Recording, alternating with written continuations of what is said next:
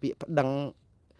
ទៅតុលាការថៃគឺប្តឹងលោកហ៊ុនសែននិងលោកហ៊ុនម៉ាណែតថាជាអ្នកដែលនៅពីក្រោយការបញ្ជាទ័ពដើម្បីឲ្យមានចំនួនព្រំដែនឬក៏និយាយទៅខាងភៀកគីថៃហ្នឹងខាងសន្តិសុខជាតិថៃហ្នឹងចោទប្រកាន់លោកហ៊ុនសែននិងលោកហ៊ុនម៉ាណែតថាជាអ្នកនាំភ្លើងនាំឲ្យមានចំនួនព្រំដែនថៃខ្មែរនេះហើយការដែលដាក់ពាក្យប្តឹងនេះគឺមិនរៀបរាប់ពីអង្គហេតុអីលំអិតច្រើនហ្មងទេក៏ប៉ុន្តែជាការឆ្លើយតបថ្ងៃនេះគឺក្រសួងការបរទេសកម្ពុជាតំណាងឲ្យរដ្ឋាភិបាលកម្ពុជាចេញសេចក្តីប្រកាសព័ត៌មានមួយបង្ហាញអំពីជំហរតវ៉ានៅក្នុងសេចក្តីប្រកាសព័ត៌មានថ្ងៃ29នេះខាងកម្ពុជាក្រសួងការបរទេសនិយាយចេះថាកម្ពុជាតវ៉ាជំទាស់នឹងពាក្យបណ្ដឹងផ្លូវច្បាប់របស់មន្ត្រីជាន់ខ្ពស់ថៃក្រសួងការបរទេសកម្ពុជាបានធ្វើការតវ៉ាជំទាស់ជាផ្លូវការចំពោះសកម្មភាពអរិភាពបាទហៅសកម្មភាពរបស់មន្ត្រីសន្តិសុខជាន់ខ្ពស់របស់ថៃហ្នឹងថាជាអំពើសកម្មភាពយកគ្នាជាសត្រូវគឺដាក់ពាក្យប្តឹងដោយអគ្គលេខាធិការក្រុមប្រឹក្សាសន្តិសុខជាតិថៃមកលើប្រធានព្រឹទ្ធសភាកម្ពុជានិងនាយករដ្ឋមន្ត្រីកម្ពុជាសកម្មភាពនេះខាងក្រសួងការបរទេសចាត់ទុកថាមានទម្រង់ជាពាក្យបណ្ដឹងផ្លូវច្បាប់ដែលបានដាក់ទៅតុលាការប្រទេសថៃតាក់ទងនឹងប្រតិបត្តិការយោធាតាមបណ្ដោយព្រំដែនកម្ពុជាថៃឆ្នាំ2025កន្លងទៅកម្ពុជាយល់ឃើញថាជាមួយនឹងក្តីកម្ពុជាយល់ឃើញជាមួយនឹងក្តីបារម្ភថាពាក្យបណ្ដឹងប្រឆាំងនឹងថ្នាក់ដឹកនាំកម្ពុជារបស់កម្ពុជានេះគឺវាផ្ទុយទៅនឹងកិច្ចខិតខំប្រឹងប្រែងជាបន្តបន្ទាប់ដើម្បីបន្ធូរបន្ថយស្ថានភា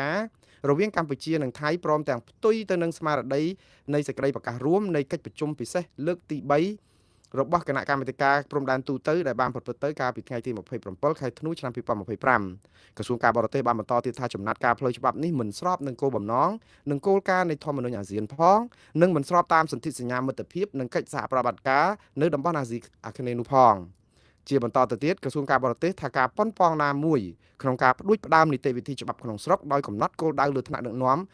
ជាន់ខ្ពស់នៃរដ្ឋអធិបតេយ្យចំពោះសកម្មភាពពាក់ព័ន្ធនឹងកាតព្វកិច្ចផ្លូវការរបស់ខ្លួនជាពិសេសសកម្មភាពតាក់ទងនឹងការការពារជាតិនិងបូរណភាពទឹកដីគឺគ្មានមូលដ្ឋានក្រោមច្បាប់អន្តរជាតិនោះទេបាទហើយចុងក្រោយគឺក្រសួងការបរទេសជំរុញឲ្យភាគីថៃនឹងចាត់វិធានការចាំបាច់ដោះស្រាយការវិវត្តគួរឲ្យសោកស្ដាយនេះដែលអាចនឹងធ្វើឲ្យប៉ះពាល់ដល់ការអនុវត្តប្រកបដោយប្រសិទ្ធភាពនៃបទជប់បាញ់និងការរៀបចំនានាដើម្បីកាត់បន្ថយភាពតានតឹងដែលធ្វើឲ្យប៉ះពាល់ដល់កិច្ចខិតខំប្រឹងប្រែងជាបន្តបន្ទាប់ដើម្បីស្ដារទំនុកចិត្តនិងទំនាក់ទំនងរវាងប្រទេសទាំងពីរឡើងវិញបាទអ្វីដែលជាសេចក្តីប្រកាសព័ត៌មានរបស់ក្រសួងការបរទេសកម្ពុជានេះគឺខ្លឹមសារសំខាន់ចង់ប្រាប់ថាការប្តឹងផ្ដាល់ហ្នឹងគឺបើប្តឹងមេដឹកនាំនៃប្រទេសមួយដែលការពារដែនអធិបតេយ្យរបស់ខ្លួនវាគ្មានមូលដ្ឋានផ្លូវច្បាប់ទេអញ្ចឹងស្នើឲ្យប្រទេសថៃហ្នឹងចាត់វិធានការដើម្បីកុំឲ្យមានរឿងនឹងកើតឡើងបានន័យថាម៉េចចង់ឲ្យគេដកបណ្ដឹងហ្នឹងទៅវិញឬក៏យ៉ាងម៉េចយើងអត់ដឹងទេប៉ុន្តែរឿងនេះគឺវាប៉ះពាល់ដល់ភាពល្អោកល្អឿនឬក៏ដូចថាភាពត្រូវរើគ្នារវាងកម្ពុជានិងថៃហើយសារបែបនេះវាមិនមែនធ្វើឲ្យចំនួនព្រំដែនយើងមានភាពប្រសើរទេបងប្អូនសុកមន្ត្រីក្រសួងការពារសំទោសមន្ត្រីសន្តិសុខជាតិរបស់ថៃគេដាក់ពាក្យប្តឹងមកលោកហ៊ុនសែននិងលោកហ៊ុនម៉ាណែតនេះមិនមែនបណ្ដឹងទី1ទេបណ្ដឹងលើកមុននោះខាងអឺជំនួយការរបស់អ្នកស្រីបេថងឋានក៏ធ្លាប់ប្តឹងលោកហ៊ុនសែនដែរពីរឿងបញ្ចេញខ្សែអត្ថសម្លេងដែលធ្វើឲ្យប៉ះពាល់ដល់តំណែងនាយករដ្ឋមន្ត្រីរបស់អ្នកស្រីបេថងឋានរហូតតតែតុលាការធម្មនុញ្ញថៃដកតំណែងនេះហើយបញ្ឈប់តួនាទីនាយករដ្ឋមន្ត្រីអីផងគេប្តឹងសោះចឹងដែរប៉ុន្តែរឿងនេះគឺថៃគឺគេយកគេហៅថាស្អំចិត្តប្រជាពលរដ្ឋគេគឺគេចាត់ការអីមួយដើម្បីបន្លប់ស្ថានភាពផងដែរដើម្បីឲ្យដឹងថាអ្វីនេះគឺជាការចាប់ផ្ដើមពីកម្ពុជាទេថៃការពារខ្លួនឃើញថៃចាប់ផ្ដើមការពារយកត្រូវខ្លួនឯងនៅពេលដែលថៃចាប់ផ្ដើមទម្លាក់កំហុសនេះឬក៏ថាអ្វីកើតឡើងដោយមេដឹកនាំខ្មែរនៅពេលនោះឯងហើយដែលថៃមិនអាចរកដំណោះស្រាយខ្ជាក់ដីខ្មែរមកឲ្យខ្មែរវិញបានណាព្រោះអីនឹងយកហេតុផលថាកម្ពុជាឈ្លានពានថៃកម្ពុជាសម្លាប់ទាហានថៃកម្ពុជាធ្វើឲ្យប្រជាពលរដ្ឋស៊ីវិលថៃនឹងស្លាប់អីឡាក់នឹងឡាក់ហើយទាមទារឲ្យកម្ពុជាសងសំណងហើយឲ្យទទួលខុសត្រូវផ្នែកព្រហ្មទណ្ឌទៀតយើងអត់ទាន់បានដាក់ពាក្យប្តឹងអីមួយទេយើងមិនទាន់ដាក់ពាក្យប្តឹងថៃនៅតុលាការជាតិខ្មែរយើងមិនទាន់ដាក់ពាក្យប្តឹងថៃនៅតុលាការស្អីក៏ដោយអត់ទាំងអស់គឺយើងគ្រាន់តែមានសេចក្តីថ្កោលទោសតវ៉ាប្រឆាំងអីហ្នឹងគឺយើងដាក់មកដូចថាជិត700ដងហើយប៉ុន្តែមិនមានពាក្យឬក៏បណ្ដឹងតែមួយទៅតុលាការអន្តរជាតិនៅឡើយទេបើទោះបីជាយើងអះអាងថាយើងនឹងប្រើប្រាស់យន្តការអន្តរជាតិនេះក៏ដោយបាទតែយ៉ាងណាបងប្អូនរឿងនេះគឺវាយើងតាមដានតទៅទៀតថាតើវានឹងវិវត្តយ៉ាងណាប៉ុន្តែអ្វីដែលគួរឲ្យកត់សម្គាល់គឺកម្ពុជាមកដល់ម៉ោងនេះរវល់រើសដុំថ្មចោលឆ្កែរវល់ដោយសារព័ត៌មានចឹងឃើញគេដាក់ពាក្យប្តឹងមកយើងតបទៅវិញទៅយើងនៅតបទៅតបមកអារឿងដែលប្តឹងថៃដើម្បីឲ្យខ្ជាក់ដីមកវិញយើងអត់ប្តឹងទេយូរទៅដោះស្រាយរឿងថៃដែលពវៀងព្រឹត្តិការណ៍ អាហ្នឹងគឺដូចយើងធ្លាប់កើតឡើងនៅស្រុកខ្មែរបងប្អូននៅពេលដែលរំលាយគណៈបកសង្គ្រោះជាតិចាប់មេបកប្រឆាំងដាក់គុកអ្នកចេញតវ៉ាទៅតវ៉ាសុំឲ្យដោះលែងទៅចាប់អ្នកតវ៉ាដាក់គុកយូរទៅតវ៉ាសុំឲ្យដោះលែងអ្នកតវ៉ាហ្នឹងដល់តែពេលអ្នកតវ៉ាបន្ថែមទៅតវ៉ាមុខតុលាការដើម្បីឲ្យដោះលែងអ្នកតវ៉ាបន្ទាប់នោះទៀតចាប់អ្នកតវ៉ាបន្ទាប់នោះដាក់គុកធ្វើបាតកម្មតវ៉ាឲ្យដោះលែងអ្នកតវ៉ាបន្តនឹងដាក់គុកចេញក្រៅគុកយូរទៅអាការដោះស្រាយហ្នឹងវានៅតែរឿងដោះលែងអ្នកតវ៉ាវិញអ្នកដែលជាប់គុកដោយលោកកំសុខាលោកសីប្រធានគណៈបកឬការរំលាយគណៈបកសង្គ្រោះជាតិយូរគេភ្លេចអស់ហើយលីងយុទ្ធសាស្ត្ររបស់ថៃហ្នឹងគឺធ្វើដូចគ្នាអញ្ចឹងគឺយកខ្ចីដៃអាល្បិចរបស់ខ្មែរយកទៅប្រើតានៅពេលដែលយើងអត់ប្តឹងទៅតុលាការអន្តរជាតិថៃចាប់ផ្ដើមប្តឹងយើងវិញតាមរបៀបប្តឹងមេដឹកនាំខ្មែរប្តឹងលោកហ៊ុនម៉ាណែតហើយយើងនៅវល់ដោះស្រាយបណ្ដឹងហ្នឹងទៅយូរលែងខ្វល់អារឿងតែចោះដីហ្នឹងតែប្តឹងគេអង្កាលអីអង្កាលដោះស្រាយតែអារឿងដូចចង់និយាយថារវល់រើសដុំថ្មចោលឆ្កែហ្នឹងហើយតែអញ្ចឹងពង្រៀងអាស្ថានភាពហ្នឹងវល់យើងអត់អាចដោះស្រាយបញ្ហាហ្នឹងបានទេព្រោះគេចាប់ផ្ដើមប្រវែងការចាប់អារម្មណ៍របស់យើងឥឡូវនេះគឺថ្មីនេះគឺយើងដឹងហើយថៃប្រព័ន្ធផ្សព្វផ្សាយគេកាលពីម្សិលមិញគឺផ្សព្វផ្សាយថាលោកទាបាញ់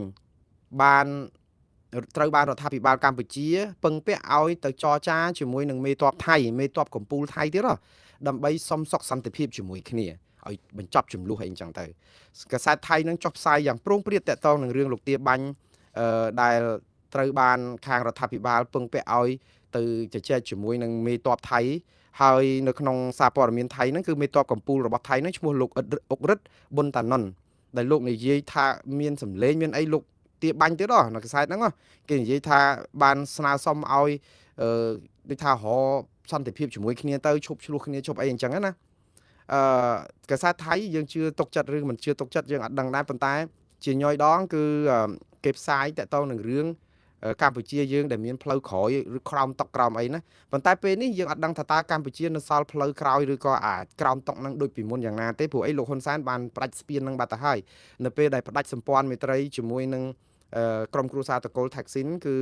ពេលដែលបញ្ចេញខ្សែអត្ថសម្លេងធ្វើឲ្យតកូល Thaksin នេះរលាយពីឆាកនយោបាយនេះគឺហាក់បីដូចជារើស្ពាននឹងចោលបាត់ទៅហើយប៉ុន្តែគេជឿថាលោកទាបាញ់ដែលជាអតីតរដ្ឋមន្ត្រីក្រសួងការពារជាតិដែលសប្តាហ៍ថ្ងៃនេះបានកូនរបស់លោកយកមកជំនួសជារដ្ឋមន្ត្រីគឺលោកទាសីហានោះគឺលោកទាបាញ់ខ្លួនលោកធ្លាប់មានទំនាក់ទំនងជិតស្និទ្ធជាមួយនឹងខាងប្រទេសថៃនឹងណា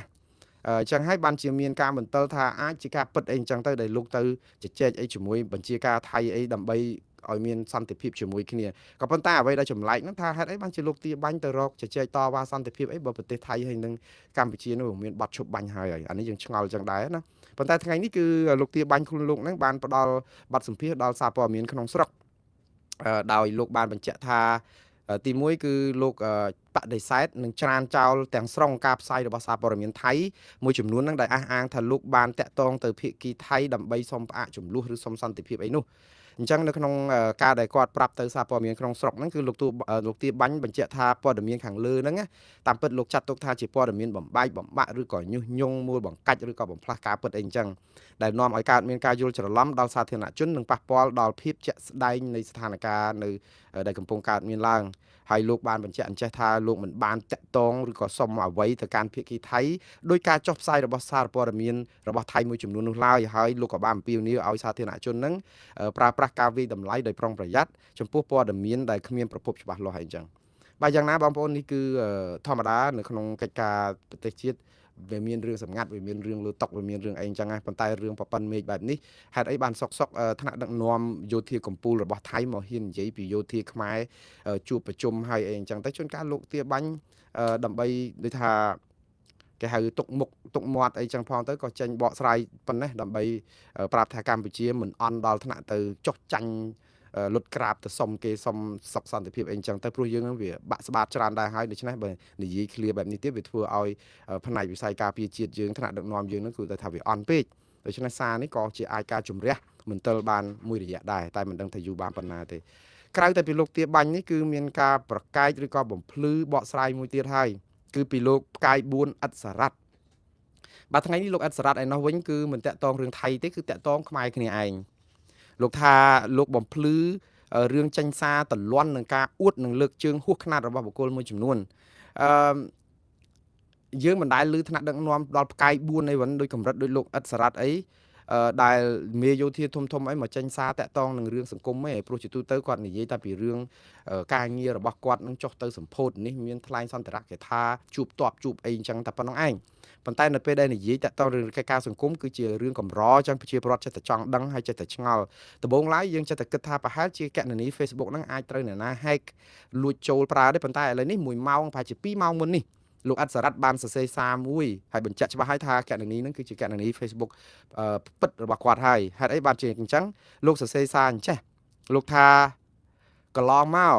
ខ្ញុំបានចេញសារមួយកាលពីថ្ងៃទី28ខែមករាក្នុងគោលបំណងលើកទឹកចិត្តដល់បងប្អូនយោធិនដែលកំពុងបំពេញកិច្ចការការពារបូរណភាពទឹកដីយើងនៅលើសមរភូមិលោកបន្តទៀតថាបើទោះបីជាអ្នកខ្លះបំពេញភារកិច្ចនៅសមរភូមិជួរមុខនិងអ្នកខ្លះនៅសមរភូមិជួរក្រោយក៏ដោយក៏ប៉ុន្តែទាំងអស់គ្នាសុទ្ធសឹងតែមានភារកិច្ចនិងវីរភាពការពារជាតិដូចគ្នាមានន័យថាយើងទាំងអស់គ្នាជិះលើនាវាតែមួយក្រោមការដឹកនាំរបស់សម្ដេចអគ្គមហាសេនាបតីតេជោហ៊ុនសែនប្រធានព្រឹទ្ធសភានៃប្រជាជាតិអាចារ្យកម្ពុជានិងសម្ដេចមហាបវរធិបតីហ៊ុនម៉ាណែតនាយករដ្ឋមន្ត្រីនៃប្រជាជាតិអាចារ្យកម្ពុជាលោកអត្តសារ៉ាត់បន្តទៀតថាសារនោះមិនមានបំណងលើកឡើងថាអ្នកណាមានវីរភាពជាងអ្នកណាឬបែងចែកតម្លៃរវាងអ្នកនៅសមរភូមិជួរមុខនិងជួរក្រោយឡើយព្រោះទាំងអស់គ្នាសុទ្ធតែមានវីរភាពដូចគ្នាទោះជាយ៉ាងណាកន្លងមកមានបណ្ដាញសារព័ត៌មាននិងអ្នកវិភាគមួយចំនួនបានយកសារនោះទៅភ្ជាប់ជាមួយនឹងថ្នាក់ដឹកនាំដែល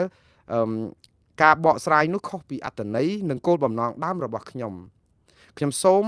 ឲ្យបណ្ដាញសារព័ត៌មាននិងអ្នកវិភាគនានាបញ្ឈប់ការធ្វើអត្ថាធិប្បាយឬក៏វិភាគខុសអត្ថន័យនៃខ្លឹមសារដើមរបស់ខ្ញុំដែលនាំឲ្យមានការយល់ច្រឡំ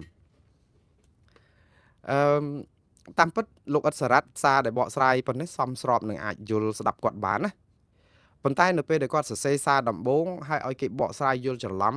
តាមពិតមិនមែនអ្នកដែលស្ដាប់យល់ច្រឡំសាររបស់គាត់ទេគឺសាររបស់គាត់ខ្លួនឯងនឹងដែលធ្វើឲ្យមានការយល់ច្រឡំណាដូច្នេះកម្រិតនៅក្នុងការតាក់ទងនៅក្នុងការផ្ញើសាររបស់លោកអាចនឹងមានកម្រិតដែរព្រោះអីយើងសរសេរអីក៏ដោយនៅពេលដែលឲ្យពំតណោតគឺបានន័យថាបង្កើតឲ្យមានភាពមន្ទិលអញ្ចឹងហើយបានជាយើងសរសេរទៅឲ្យវាច្បាស់លាស់ទៅជាជាងឲ្យមានការបកស្រាយខុសពីខ្លឹមសារដើមយើងបញ្យល់ឲ្យលម្អិតទៅក៏អត់បញ្យល់លម្អិតទេហើយចាំមើលខ្ញុំបញ្យល់ថាសារ28ហ្នឹងគាត់សរសេរថាម៉េចគាត់សរសេរអញ្ចេះ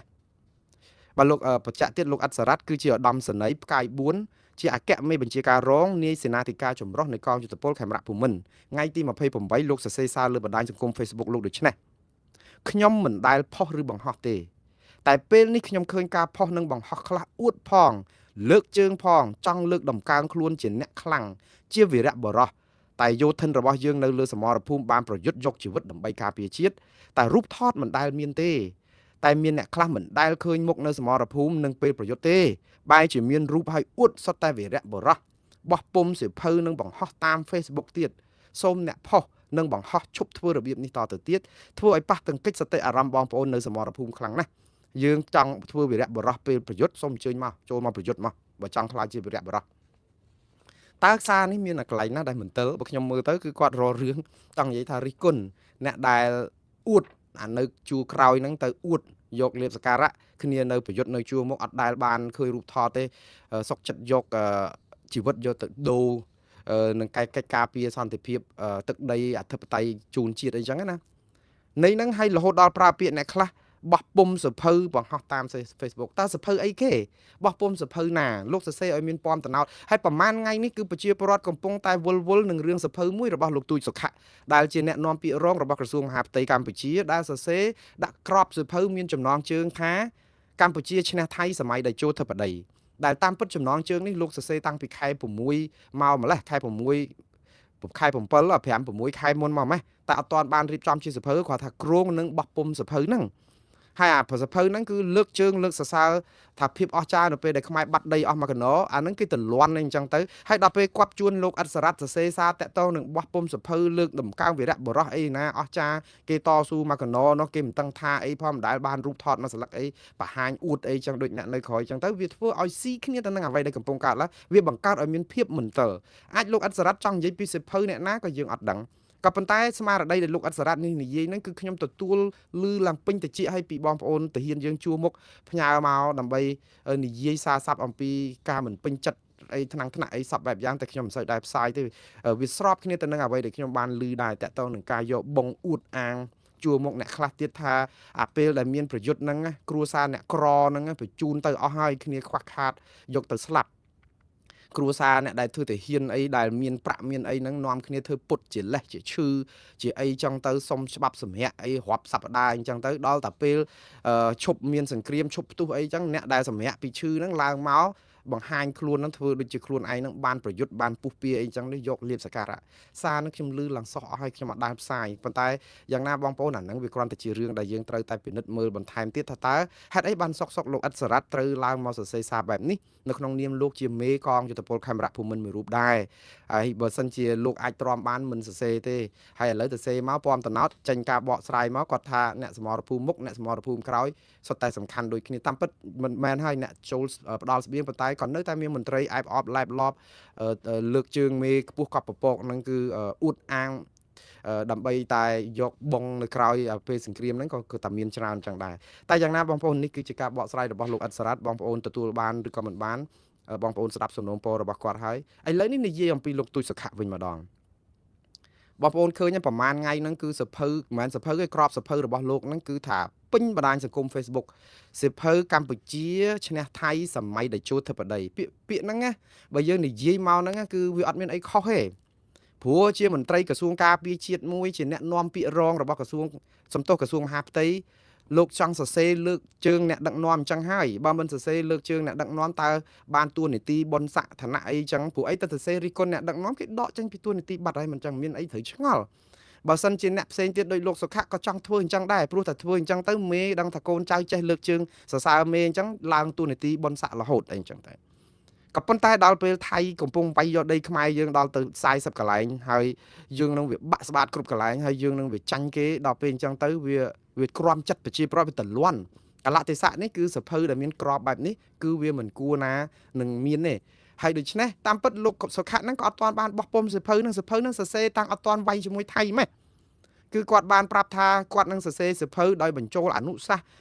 យុទ្ធសាស្ត្រអីក្នុងការយកឈ្នះថៃអីហ្នឹងរហូតដល់ប្រមាណ20 30ចំណុចអីអញ្ចឹងទៅនិយាយពីបទពិសោធន៍របស់លោកហ៊ុនសែនតាំងពី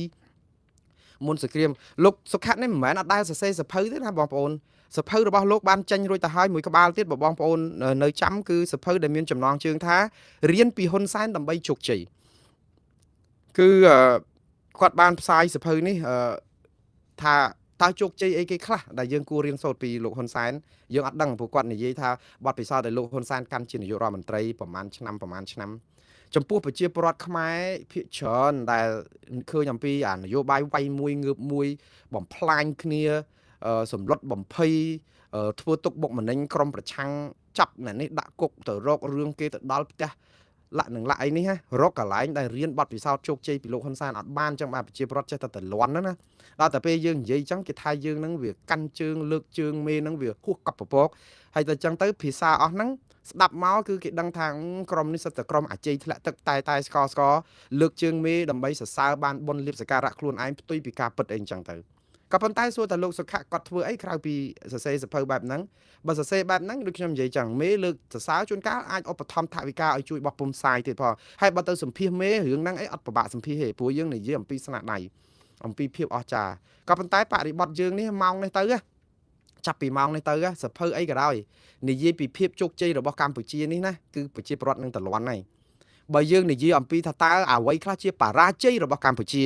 ហើយអ្វីខ្លះដែលយើងអាចរៀនពីបរាជ័យនេះដើម្បីបង្កើតឲ្យមានភាពជោគជ័យទៅអនាគតអានឹងប្រជាពលរដ្ឋប្រហែលជាចង់ស្ដាប់ចង់មើលចង់អានណា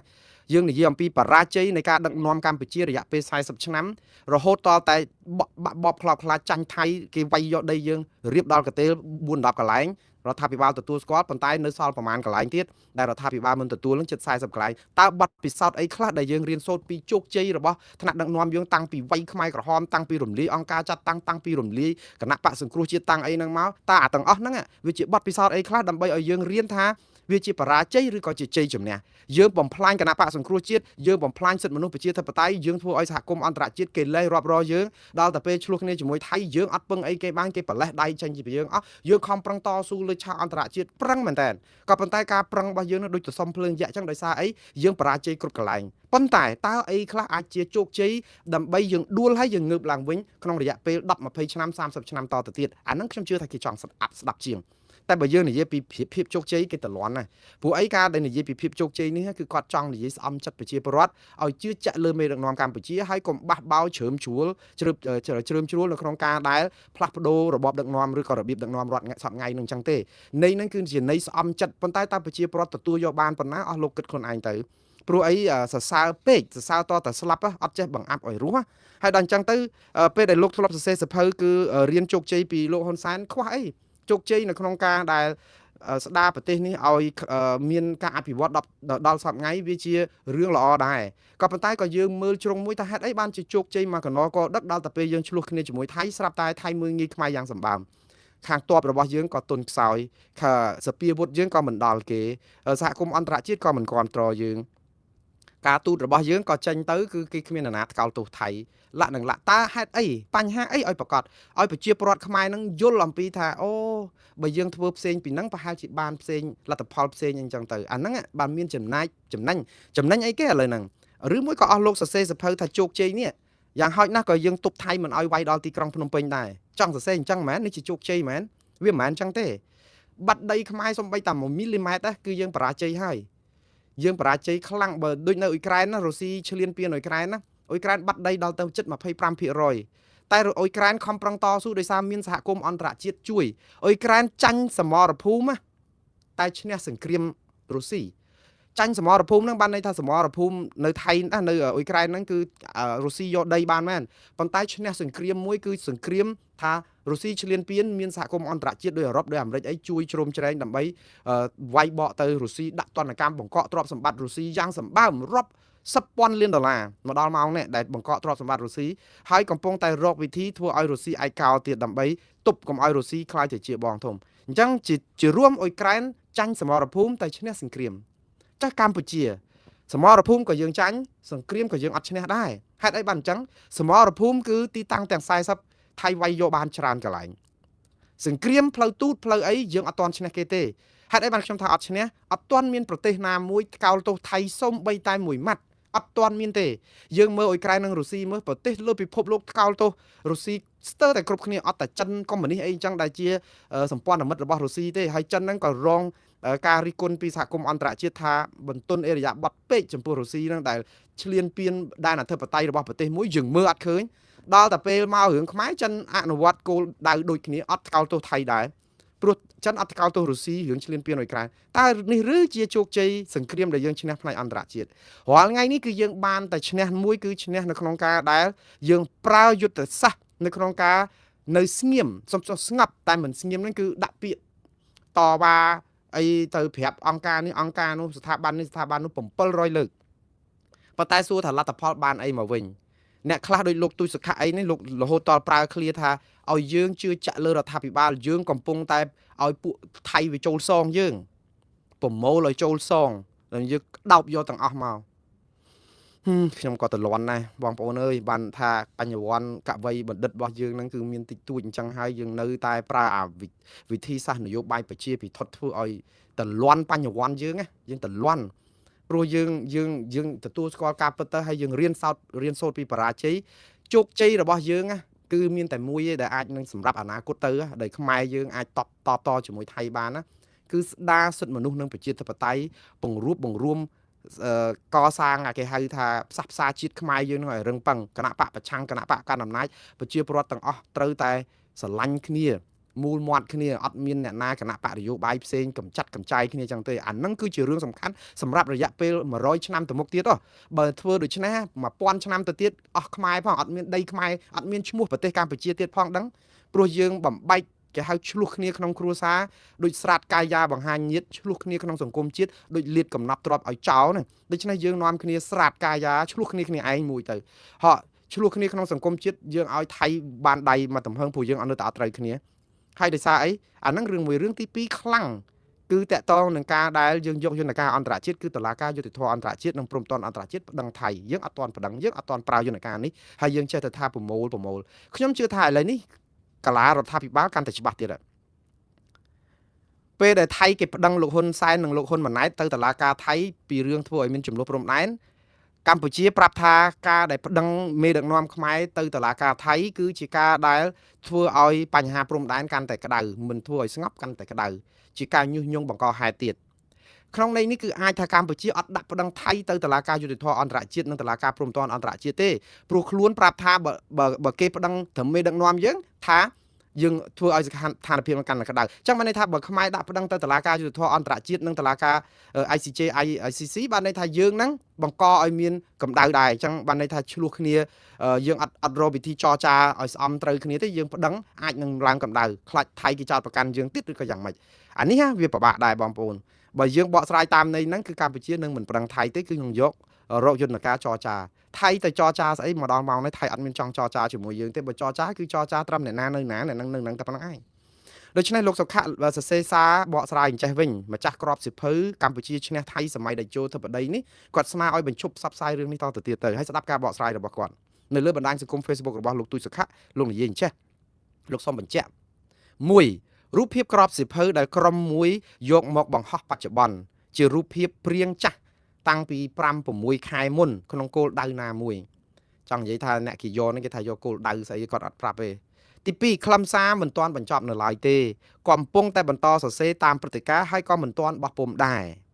ទី3ទាំងក្របសិភៅនិងចំណងជើងនឹងពិនិត្យកែសម្រួលនៅពេលដំណោះស្រាយគ្រប់គ្រងបាននាពេលខាងមុខតាមសភាពជាក់ស្ដែងទី4ខ្លឹមសារមិនផ្ដោតតែលើការប្រើកម្លាំងទល់នឹងកម្លាំងទេគឺសរសេរអំពីយុទ្ធសាស្ត្រធំជាគោលចំនួន6គឺសន្តានាការទូតច្បាប់ព័ត៌មាននិងកម្លាំងមហាជនជាអាចអីចឹងទៅនិងទី5គាំទ្រគាត់ថាគាត់គាំទ្រស្នើបញ្ឈប់ការផ្សព្វផ្សាយនិងវែកញែកខុសពីស្មារតីពីអ្នកចងក្រងដែលទទួលខុសត្រូវដោយខ្លួនឯងនឹងចុងក្រោយលោកជឿជាក់លើយុទ្ធសាស្ត្រសម្ដេចតេជោធិបតីសូមគោរពអរគុណសន្តិភាពសូមគោរពអរគុណបាទតាមពិតនេះគឺជាការបកស្រាយរបស់លោកសុខៈហើយបើតាមមើលគឺសភៅហ្នឹងវាមិនអាចចេញទៅជាកម្ពុជាឈ្នះថៃសម័យតេជោធិបតីអីហ្នឹងគឺសំហេតុហើយព្រោះអីអាកាលខែ6គាត់សរសេរបែបហ្នឹងបានប៉ុន្តែដល់ពេលខែ7មកថៃវាយប្រាវមកគ្រប់គ្រងដែនអធិបតេយ្យខ្មែរបាន10កន្លែងអត់តែប្រាសាទតាកបីទេអាហ្នឹងនៅពេលដែលគាត់និយាយពីថាកម្ពុជាឈ្នះថៃសម័យតេជោធិបតីដល់តែពេលវាយមកប្រាវទៀតថ្ងៃ21ដល់ថ្ងៃ27សំទោសថ្ងៃ7ដល់ថ្ងៃ27ធ្នូអស់10កន្លែងជាងទៀត40សរុបទៅប៉ុន្តែកម្ពុជាទទួលស្គាល់តែ14ហ្នឹងបាទយ៉ាងណាក៏ដោយបងប្អូនកម្ពុជាយើងអារបៀបអាជ័យធ្លាក់ទឹកហ្នឹងគឺយើងសម្បូរអញ្ចឹងគឺយើងគេថាសរសើរឲ្យស្លាប់បង្អាប់ឲ្យរស់យើងអត់ទេយើងសុកចិត្តសរសើរឲ្យស្លាប់ហើយដល់ពេលប្រជាពលរដ្ឋជ្រិញទៅគឺគេចាប់ផ្ដើមរិះគន់របៀបដឹកនាំរបៀបមន្ត្រីដែលម៉ាយកទៅសងឬក៏តែស្កអាជ័យធ្លាក់ទឹកអីអញ្ចឹងហើយគេដូចថាអ្នកណាដែលអានសភៅរបស់លោកសុខៈហ្នឹងគឺគាត់តែឃើញចំណងជើងសភៅហ្នឹងក៏គេដឹងថាលោកនឹងសរសេរអីបាត់ទៅហើយវាដូចថាយើងផ្សាយព័ត៌មាននិយាយគេបញ្ចុះសីមានៅវត្តនេះវត្តនោះអញ្ចឹងព័ត៌មានស្រុកខ្មែរភាគច្រើនអូឯអាដាមនេះចុះបរិច្ចាគលុយធ្វើដងស្នាប់នៅនេះប្រហែលកន្លែងចុះទៅបញ្ចុះសីមានៅនេះបនហែបនកឋិនចូលវត្តនេះលាក់នឹងលាក់អីអញ្ចឹងទៅអាហ្នឹងមិនមែនជាព័ត៌មានសម្រាប់ឲ្យប្រជាពលរដ្ឋចង់ស្ដាប់ទេគេហៅព័ត៌មានពិធីសារព័ត៌មានពិធីសារហ្នឹងបានន័យថាធ្វើឲ្យគ្រប់កិច្ចជួនកាលត្រូវបានម្ចាស់ដើមទានប្រធានដើមបុណ្យហ្នឹងបង់លុយឲ្យអ្នកសារព័ត៌មានហ្នឹងយកទៅផ្សាយទៅទៀតដើម្បីយកមុខយកមាត់បុណ្យរបស់គេថាគេបានធ្វើបុណ្យហែចូលវត្តនេះវត្តនោះអញ្ចឹងទៅប៉ុន្តែព័ត៌មានតាក់ទងនឹងសិទ្ធិមនុស្សប្រជាធិបតេយ្យរឿងអំពើពុករលួយរឿងបរិស្ថានដីធ្លីរឿងរដ្ឋដោះស្រាយបញ្ហាមិនចំគោលដៅរឿងអធិបតេយ្យរឿងអីហ្នឹងអត់សូវមានទេអាហ្នឹងហើយដែលវាខ្មែរយើងអាភ័ព្វអញ្ចឹងតែយើងគ្មានសារព័ត៌មានឯករាជ្យទេណាប៉ុន្តែយើងខ្មែរយើងមួយចំនួននិយមជ្រុលគឺថ្ងៃនេះគួរឲ្យហួសចិត្តដែរតែមិនសូវជាភ្ញាក់ផ្អើលអីប្រហែលនេះខ្ញុំនៅពេលដែលឃើញសំណេរខ្មែរយើងគឺកណនី Facebook ខ្មែរយើងអបអសាទរអ្នកបើកយន្តហោះយោធាថៃដែលស្លាប់ទាំងពីរនាក់ក្នុងគ្រោះថ្នាក់ធ្លាក់យន្តហោះពេលដែលវឹកហាត់នៅឯឈៀងម៉ៃបងប្អូនខ្ញុំស្រក់ទឹកភ្នែកនៅពេលដែលយើងស្អប់ថៃប៉ុណ្ណាក៏ស្អប់ចោះ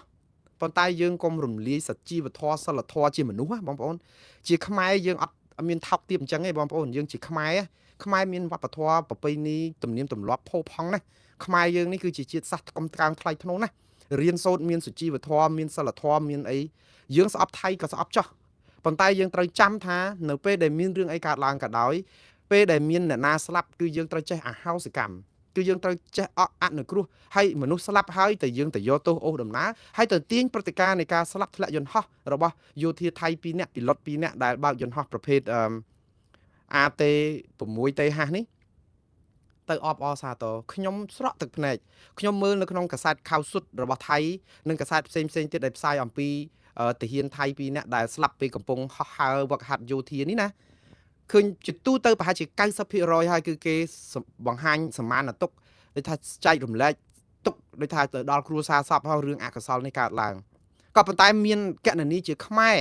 ឈ្មោះខ្មែរសរសេរអក្សរខ្មែរយើងគិតថាអាហ្នឹងប្រហែលជាថៃគេចង់ធ្វើវាយប្រហារយើងមិនមែនគិតខ្លួនឯងទៅបងប្អូនខ្ញុំមិនដឹងថាតើថៃគេលៀបពណ៌ឬយ៉ាងណាប៉ុន្តែកណនីនេះខ្ញុំបានបើកមើលទៅគឺជាកណនី